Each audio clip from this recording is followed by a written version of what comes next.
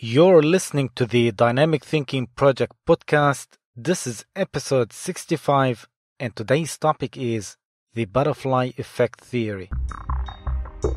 Hey everyone, Adam Muselli here. Welcome to the Dynamic Thinking Project podcast. If this is your first time listening, then thanks for coming. This podcast is released every Friday, and show notes are found at the website, themindtechinstitute.com. It's all one word. Come back often and feel free to add this podcast to your favorite RSS feed or iTunes. You can also follow me on Twitter and Facebook.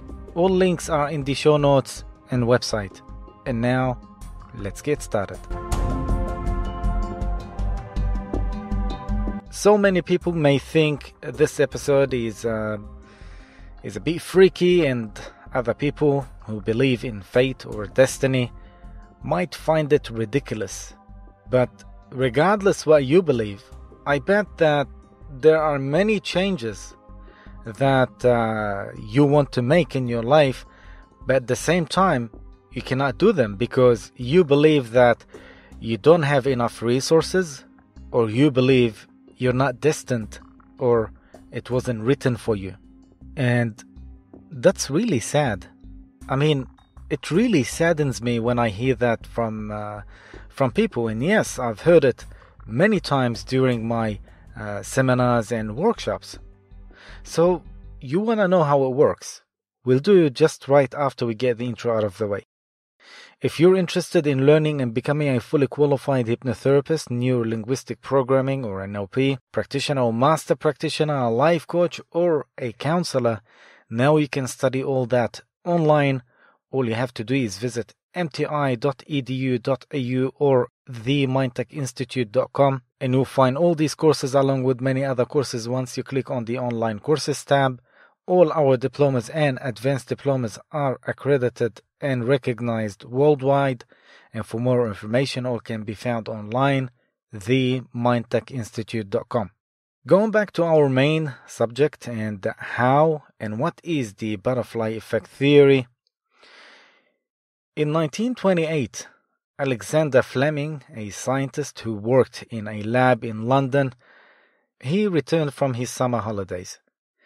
He had the habit of being very messy and unorganized scientist, and he had left a large pile of petri dishes shoved to the side of his desk while he was on holiday. And just in case if you don't know what a petri dish is, those are dishes, they shallow cylindrical glass or small plastic lidded dish, which biologists use them for culture cells such as bacteria. Anyway, so upon his return, he discovered that one particular petri dish had grown a new bacteria, which probably entered through a nearby window or an opening in his lab. Fleming then discovered that this new growth of mold was Penicillium chrysotigenum, and amazingly, it had killed the growth of the existing bacteria Staphylococcus. You see, here when things start to get crazy. Fleming could have simply thrown out the contaminated bacteria, but instead he studied it and grew many more of them. And since the trillions of antibiotics have been produced, and this is estimated that over 200 million lives have been saved. And that's how modern antibiotics was found, thanks to Fleming's accidental discovery. And by the way, simple antibiotics was found and used more than 5,000 years ago by ancient Egyptians. But that's another topic. Anyway, whenever you hear something about the butterfly effect theory, you would also hear that if a butterfly flaps its wings in Mexico, it could cause a hurricane in China. This is known as the butterfly effect or the chaos theory. Of course, this is just a metaphor, but just to show you how powerful the butterfly effect can be. The butterfly effect, or the chaos theory, it was discovered and named by a meteorologist, Edward Lorenz. In 1969, he was running a mathematical models trying to predict the exact path of tornadoes. He noticed that the results would change drastically as a result of tiny alterations to the initial conditions of the experiment. When he ran the simulations hundreds of times, he noticed that the plotted results looked like the wings of a butterfly, and he named it the butterfly effect. Now, let's go back for a moment to Alexander Fleming and his accidental discovery that has saved hundreds of millions of lives. This is a perfect example of the butterfly effect in action. A tiny, seemingly insignificant decision such as not throwing away the moldy petri dish has altered the course of history forever and sent humanity down a completely different path. Just think about those many millions of people that lived due to Fleming's decision, and more importantly, what those millions of people have done to change the world themselves, creating their own butterfly effects. On the other hand, one of many who created their own butterfly effect, but an evil version of it, was Hitler. On the 20th of July 1944, Hitler had an unsuccessful assassination. Although the assassination failed, but he suffered life-threatening injuries and infections. But guess what? Hitler was treated by the same antibiotics Alexander Fleming had created a couple of decades ago. So, if it wasn't for Fleming's advance of penicillin, Hitler would have died and millions of lives have been saved. It's pretty ironic, isn't it? Just a simple tiny decision you take or a wrong turn you make may have a huge impact on the whole world. Do you think I'm being a little dramatic here by saying that you could change the whole world by simply taking a wrong turn? Well, that's exactly what started 2 world wars. 2 world wars started from just taking the wrong turn. You see, on the 28th of June 1914, Archduke Franz Ferdinand had lunch at the deli in Sarahara. When he left the deli, Ferdinand's driver took a wrong turn and accidentally drove past an assassin named Gavrilo Princip. Now, Princip had carefully planned to assassinate Franz Ferdinand, and he had guessed what his route home might have been from the deli where he had lunch. But he had guessed the wrong route. If Ferdinand's driver hadn't have taken a wrong turn, the car would have never driven past the assassin, and the assassination wouldn't have taken place, but he did take a wrong turn, giving Princip the perfect opportunity to shoot Franz Ferdinand. And just if you're wondering, Ferdinand's assassination had sparked a domino effect on the world politics, which started World War I. So, put it this way. If Franz Ferdinand's driver hadn't had accidentally taken the wrong turn, it's very likely that World War I would never have happened at all. And without World War I, there would be no World War II, no Hitler, no Holocaust, no Cold War. Maybe the atom bomb wouldn't have been invented. There would be also no internet today. and likely no personal computers, and none of the all the technology gadgets we have today. Why? Because military pressure drove both of the technological advancements, but war also significantly advanced medicine, which would be nowhere near as advanced as it is today. And of course, if world wars never happened, maybe Germany would be the world's leading cultural, scientific, and economic powerhouse today. These are just a couple of examples of the power of the butterfly effect theory. Tiny decisions we make every day could have unfathomably huge effects on the future, maybe 10, maybe 50, maybe 1,000 years from now. That is the very nature of the highly chaotic system that we live in. I mean, look at the weather. It's difficult to predict, and so is the stock market. They are both chaotic systems where there are billions of variables, and a tiny change to just one variable can completely alter the outcome of the entire system. And you could also make a small change today that could change the whole destiny of your life by enrolling in our life management training, neuro-linguistic programming, NLP, or hypnosis training. You can even enroll in our fast-track advanced diplomas or associate degrees to save yourself years of study.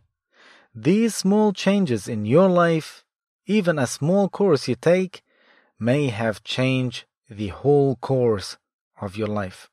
Now, one last example I want to give you about the butterfly effect theory. We all see how the world has become more chaotic when George W. Bush was elected President of the United States in 1999. But how did it happen? Well, there was a young Cuban boy called Elian Gonzalez and his mother were attempting to flee Cuba and reach the United States by boat. During the crossing to Florida, Elian's mother drowned. Elian reached America and was taken in by relatives who already lived there, but Elian's father back in Cuba soon spoke out to the press that he wanted his son to return to Cuba. Cuba was at that time still under the presidency of Fidel Castro. The Clinton administration were quickly to decide that Elian should return to his father in Cuba. But the large Cuban community in Florida campaigned to let Elian stay in the U.S. as they thought that he would have a safer and happier life. But the Clinton administration ignored these wishes of the Cuban community and sent a SWAT team to raid the home of Elian relatives in Miami and forcibly remove him to deport him back to Cuba.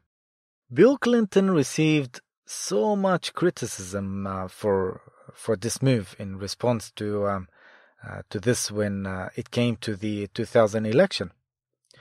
Over 50,000 voters from the Florida Cuban community, who were usually Democratic voters, switched their votes to the Republican Party, choosing to vote for George Bush instead of Al Gore. And as a result of this protest, vote by one community but won the state of Florida by 537 votes out of the total of 6 million casts. The overall result was very close, and despite losing the popular vote, Bush won the presidential election by a tiny margin.